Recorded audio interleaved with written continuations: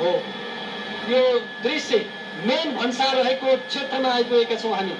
यो मेन भन्सार ड्राइपोर्ट, यो मेन ड्राइपोर्ट थियो। यहाँ गाडीहरू पनि यही थिए, साधनहरू पनि यही थिए, कार्यालयहरू पनि यही थिए।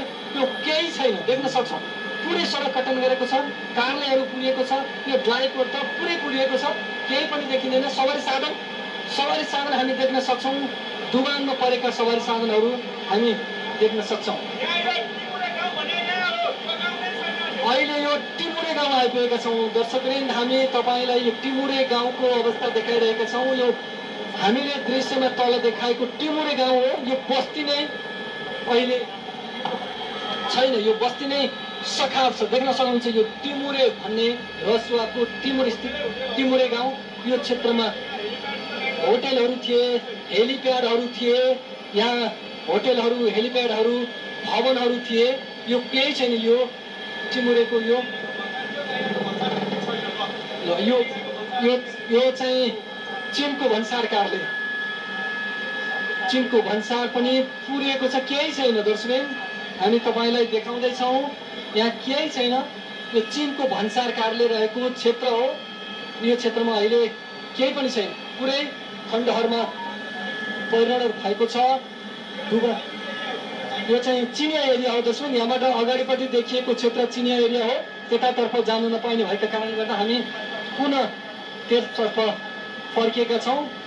त्यो चिनतर्फको भूभागमा पनि निकै ठुलो क्षति गरेको छ।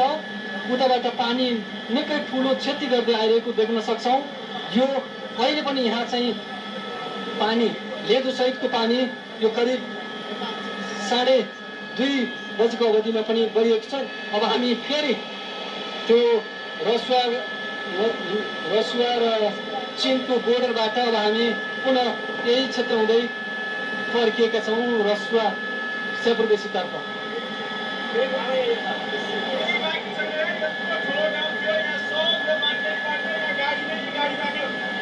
यो निकै ठुलो,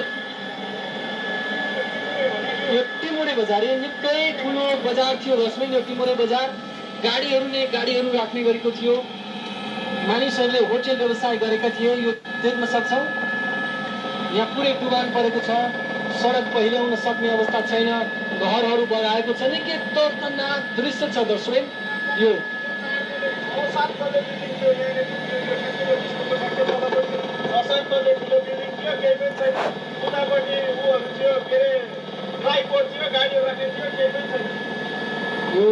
रसुवा भन्सार कार्यालयको ड्राइपोर्ट, हामी यो ड्राइपोर्ट देख्न सक्दैनौँ। देख्नुहोस्, यो गाडीहरूलाई अलिक फोकस गरौँ। हामी गाडी देख्न सक्छौँ। त्यहाँ निकै चिनतर्फबाट ल्याइएका सवारी साधनहरू हो। दर्शकवृन्द, यो सहकर्मी दिवाकर पोखरेल हामी छायाङ्कन गरिरहेका छौँ। त्यो देख्न सक्छौँ। केही गाडीहरू डुबानमा परेका, यो ड्राइपोर्ट हो भन्सार कार्यालयको। यहाँ डुबानमा परेका छन्, बगाएका छन्। कति बगाए र त्यसको कुनै आकलन छैन। हेलिकप्टरहरूले त्यहाँ राहत बाँडिरहेको छ। देख्छौँ यो भन्सार कार्यालय छेउमा स्थानीयहरूलाई राहत वितरण गरिरहेको छ। घरहरू पुरै डुबानमा छ। ठुलो बजार थियो, यो बजार पुरै ध्वस्त भएको छ। केही राहत र उद्धारको पर्खाइमा छन्। हामी देख्न सक्छौँ यो अवस्था निकै दर्दनाक छ।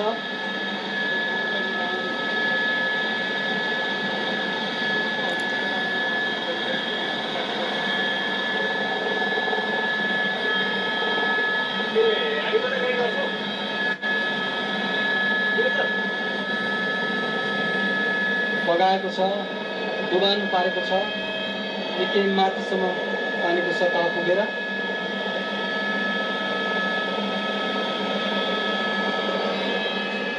यो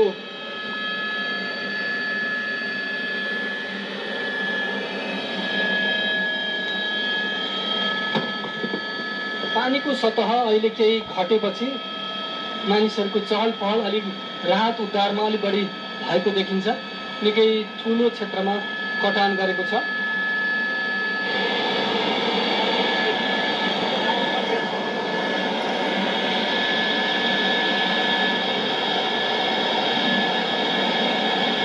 यो नदीको माथिबाट हामी तपाईहरुलाई दृश्य देखाइरहेका छौँ। दायाँ बायाँ देख्न सक्नुहुन्छ कति धेरै मात्रामा चाहिँ कटान भएको छ भनेर यहीँबाट प्रष्ट देख्न सकिन्छ दर्शकबिन।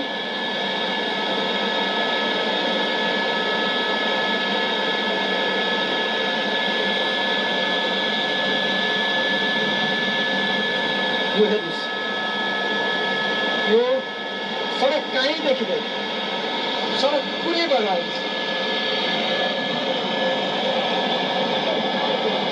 चीन नेपाल सीमा क्षेत्रको नेपालतर्फ रसुवातर्फको क्षेत्र यो धुन्ची आउँदासम्म कुनै पनि ठाउँमा सडक देख्न सकिँदैन दर्शकबिन, हेर्न सक्नुहुन्छ। यहाँ कति मात्रामा बस्ती थिए, सडकहरू थिए र यो चीनबाट सामान ल्याउँदै गरेका र चीनतर्फबाट सामान लिनका लागि रसुवागढी भन्सार कार्यतर्फ जाँदै गरेका सवारी साधनहरू यो सडकमा कति थियो। त्यो क्षेत्रको क्षति, मानवीय क्षति नै निकै ठुलो भएको आकलन गरिएको छ। सरकारले पनि त्यही भनेको छ। अन्य भौतिक क्षतिको त कल्पना गर्नै सकिँदैन। सडक पुरै कटान छ, सडक वरपरका बस्तीहरू पुरै कटान छन्, डुबानमा छन्, बगाएका छन्, भग्नावशेष छन्। हामी तपाईँलाई देखाइरहेको छौँ स्याप्रुबेसी बजारको दृश्य। स्याप्रुबेसी बजार हेर्नुहोस् त, स्याप्रुबेसी बजार पुरै सडक यहाँ पनि छैन। स्याप्रुबेसी बजारमा पनि निकै माथिसम्म त्यहाँ घरहरू बगाएको छ, केही घरहरू आधा कटान गरेको छ, भग्नावशेषमा देखिन्छ।